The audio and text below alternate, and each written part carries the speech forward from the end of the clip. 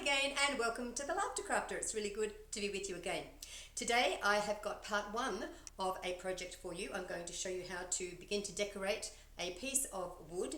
Next week we're going to finish it off with a different technique. So this is a painting technique today, and depending on the different colors that you use and so on, you can come up with some very unique combinations. And we're going to use Crackle medium to give us our decorative effect on the paint. So here it is. It's quite large. There you go. And this piece of wood that kind of comes with its frame, this was in a box of, a bookshelf. That's right, it was a bookshelf. And this was the partition between all the pieces. And this was to be thrown away. But I thought, well, it's really too good to throw away. I can do something with this. And so I am going to make a lovely art piece that goes on the wall. And this is just part one. Next week we'll do something else to it. So you'll see all those cracks in the paint, showing the red and the blue and the orange popping through. And so that's the painting technique that we're going to demonstrate today. So here is the limerick that goes with this particular craft. I'll show you a painting technique. The finish is shiny and sleek. It's easy to tackle. Check out all the crackle. It's fun and it's always unique. There you go. So we're going to show you how to do that today. So now before we start, I've got a joke for you. I went to the pet shop and I asked for a dozen bees.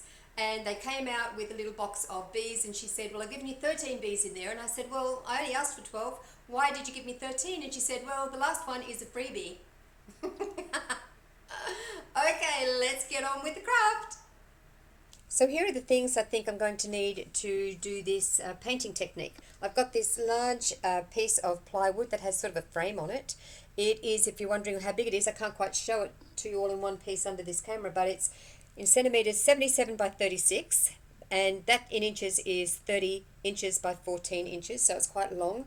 This is going to be a two-part craft project. This week I'm going to do a paint technique. I'm about to show you how to do that. Next week I'm going to do some calligraphy on top of that, the dried paint. So I put on this 2 coats of gesso just to sort of seal it. So that's what I'm going to be doing the paint technique on. In addition to that, I've got lots of paints here, watercolor and a brush. That's the gesso that I've already used on this wood.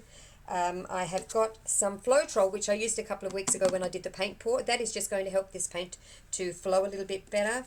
I have got, which I'll use next week, but that's some metallic calligraphy pens, which I think I'll use.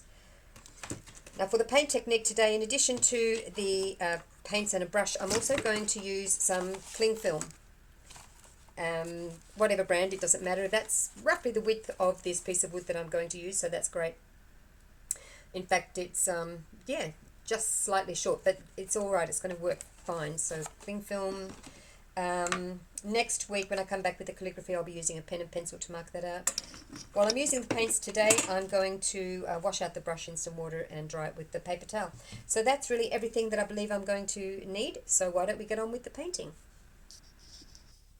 So in addition to those things, I'm going to apply a Crackle medium on top of the colours of paint that I paint on. And I'm using Jo Sonja's here. I find it to be a very reliable brand, always consistent, very good quality. There are other brands available as well, so I'm going to be using that.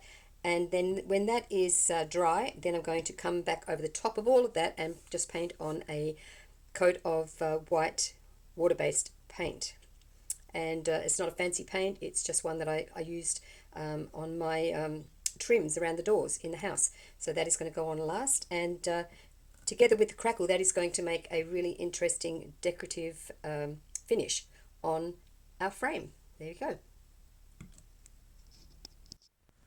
So I'll be just doing one section at a time. I'm a bit restricted with the space that I have here under the camera and the light.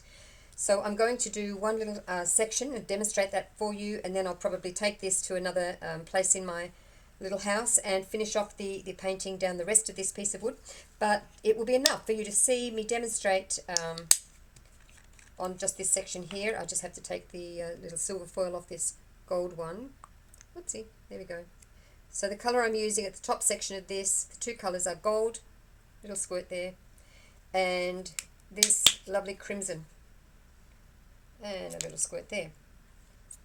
Now for the purposes of this particular painting technique, I'm going to dip my paintbrush in the water and add a little bit of water to this paint. Oopsie. I'm going to tip on just a little bit of this Floetrol as well. Oops, that's lots, but that's okay. It looks white, but that dries clear, as you will remember from 2 weeks ago. So get a little bit of water in this, and now I'm just going to, there's no real technique in this. I want not to mix the red and gold together to make sort of mud. I really do want to see some distinct patches of red and some distinct patches of gold. So I'm just really not stroking with the brush, dragging it, I'm just dabbing so that I will be left with distinct colors. And I'm going to go down to about a third, which is, if you can see my hand, it's about there. So I'm just going to carry on doing this.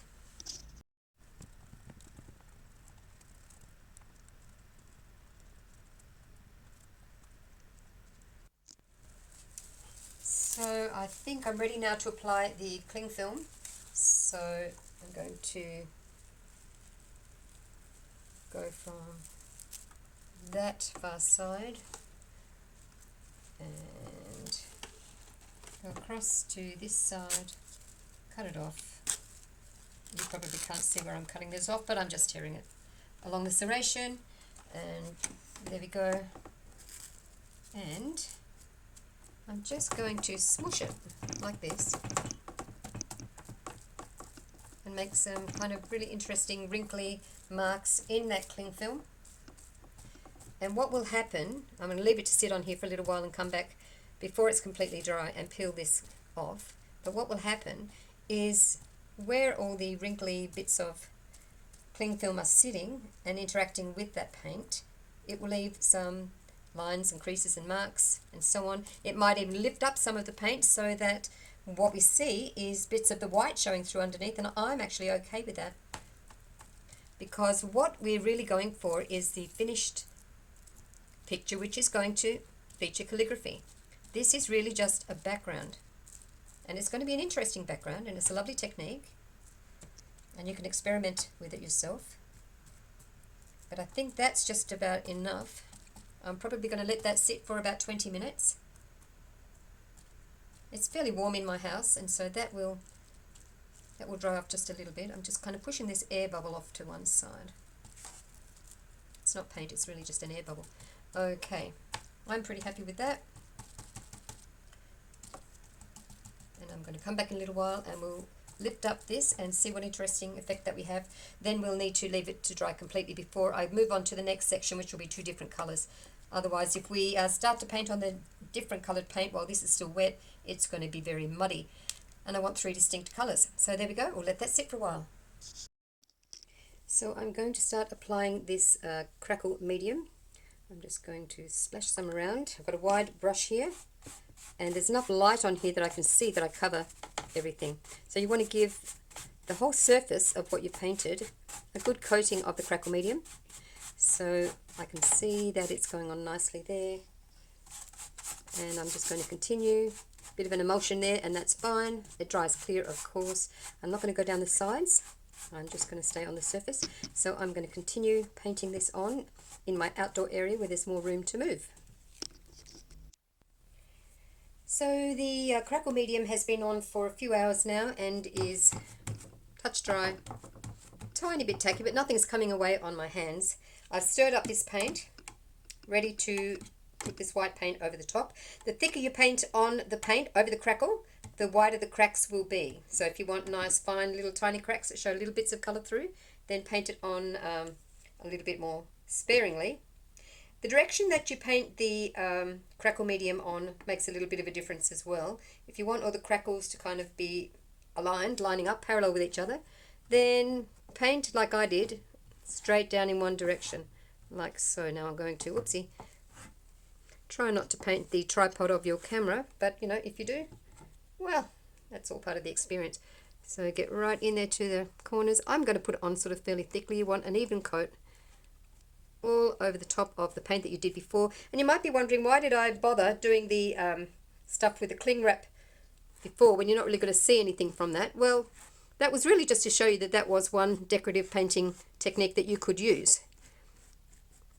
And this is another, using the Crackle medium. As it starts to dry, it interacts chemically with the Crackle medium and it sort of cracks. And you may not be seeing it just yet, but it will happen in a wee while. So I'm going to go outside with this and keep on painting and come back to you later. I don't know if you can see that. I'm going to lift it up so you can see it. Right there. See that little bit of cracking? Yeah, that's what we're looking for.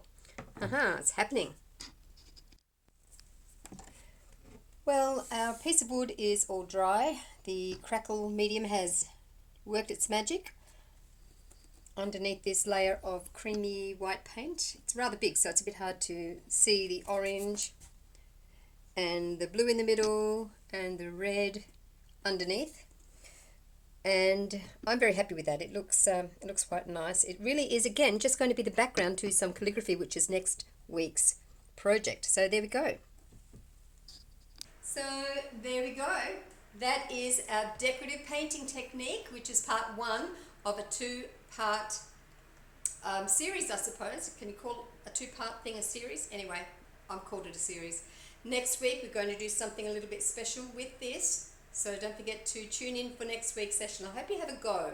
This is very, very simple and fun, and you always get surprising results. So I hope you have a go. In the meantime, keep on laughing and keep on crafting. See you next time. Bye.